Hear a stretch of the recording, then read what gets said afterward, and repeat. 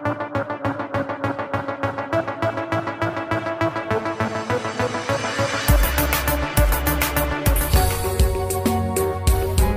from around the globe. Hot, fresh, balanced and objective. On Unity. Hello and welcome to News Hour on Unity TV. Just the headlines. FG shortlist 20 candidates for AGF's replacement. Edo Trend kidnap. Commissioner confirms one suspect arrested. Unity Radio and TV just begins a town hall to engage candidates seeking for different political offices in Plateau State.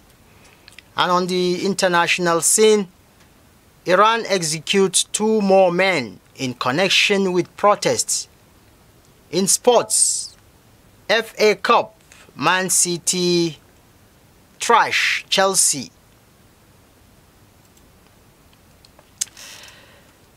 Those were the headlines, and for the details of this and other stories, my name is Suleiman Hassan. The federal government has shortlisted 20 candidates for the position of a new substantive accountant general of the Federation, AGF. The 20 candidates, according to a circular issued by the government, were drawn from ministries, departments and agencies.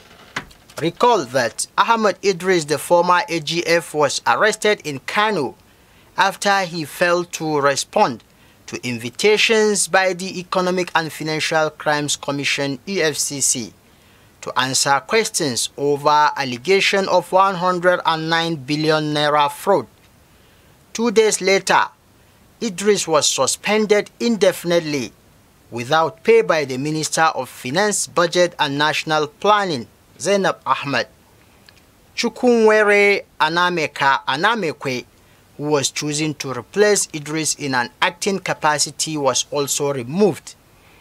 In the circular, the government explained that the shortlist followed reports of the anti-corruption agencies on the screening of the prospective candidates that applied to participate in the process for the appointment of a substantive AGF. It said the accreditation process for the shortlisted candidates will commence on Monday, January 9th. Freight owners have said that there may be congestion of imported vehicles at the nation's seaports following the Nigerian Customs Service's decision to raise duty on imported vehicles by 10%.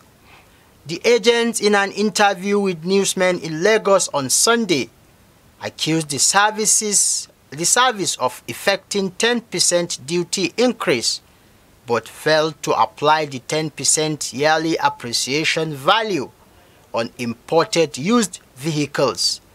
The Deputy President of the National Association of Government-Approved Freight Forwarders, Nandi Ugochukwu, wondered why the NCS started a new financial calendar in January when this was meant to be done in April.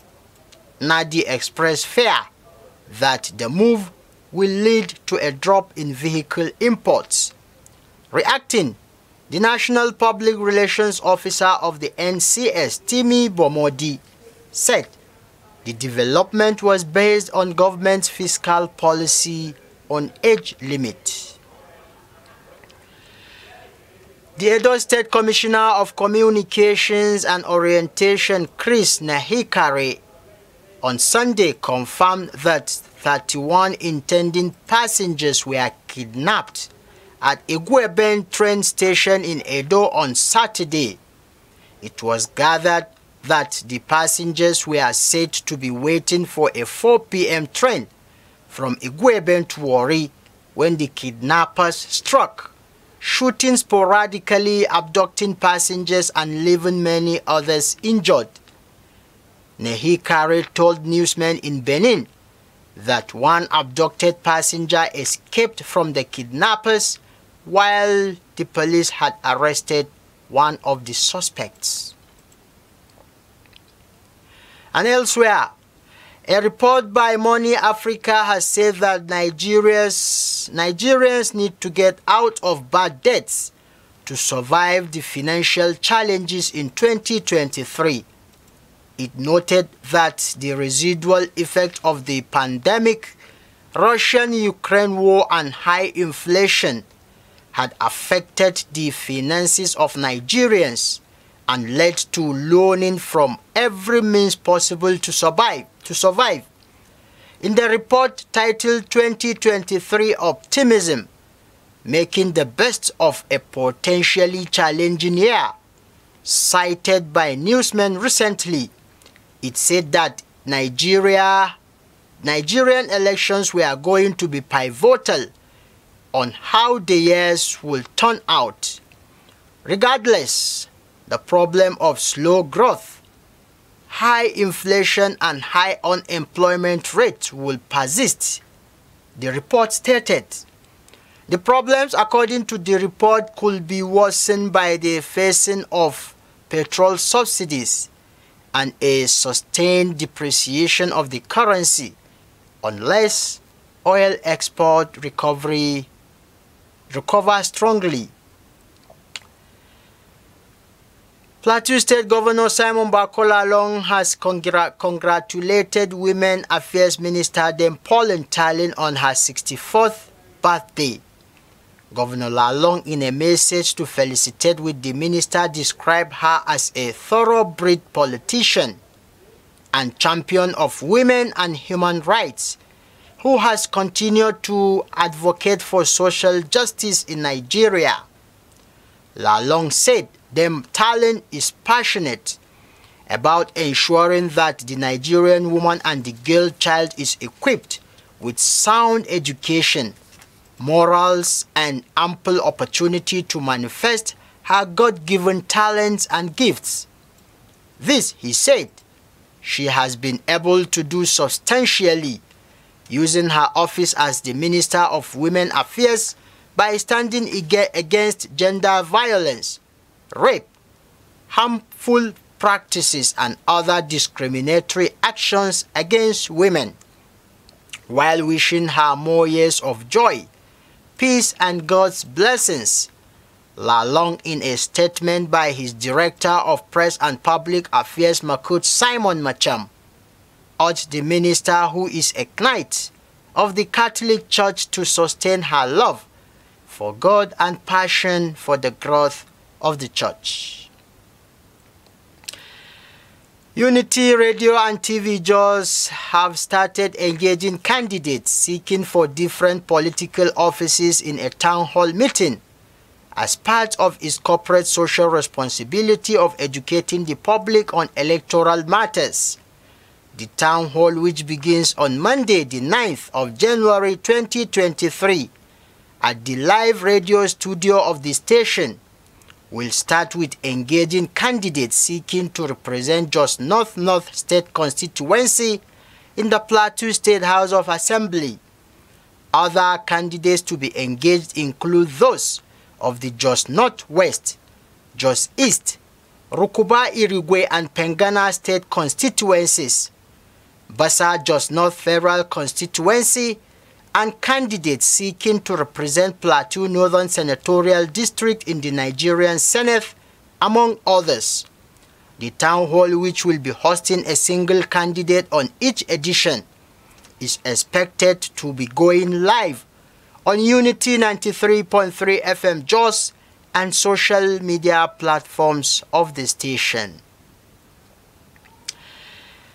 On the international scene, Iran on Saturday executed 2 men for killing a paramilitary force member during unprecedented protests sparked by the death in custody of a young woman. The latest hangings double the number of executions for 4 over the nationwide protests, which escalated since mid-September into calls for an end to Iran's clerical regime. 2 men were put to death in December, sparking global outrage and new Western sanctions against Iran.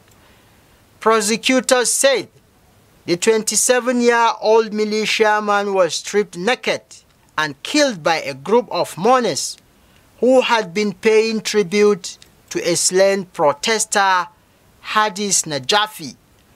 The executions come in defiance of campaign by international rights groups for the lives of the two men to be spared. And in sports, Riyad Mahrez struck twice as Manchester City ceased to be eased to a comfortable 4-0 victory over Chelsea in the FA Cup third round.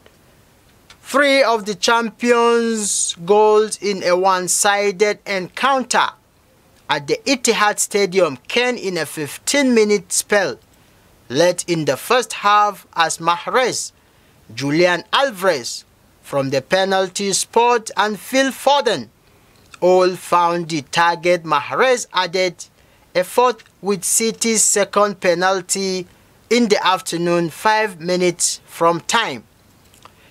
It was City's second win over the out from the Londoners in the space of 4 days, and piled on the frustration for their manager Graham Potter after a run of just 1 win in 7 in all competitions. Chelsea supporters booed their side and were also heard chanting the name of the former owner Roman Abramovich and ex-manager Thomas Tuchel. With this story, we came to the end of our bulletins for now.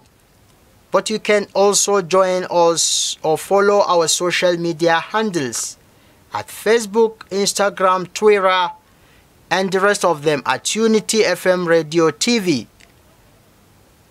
You can keep enjoying the rest of our programs. Unity.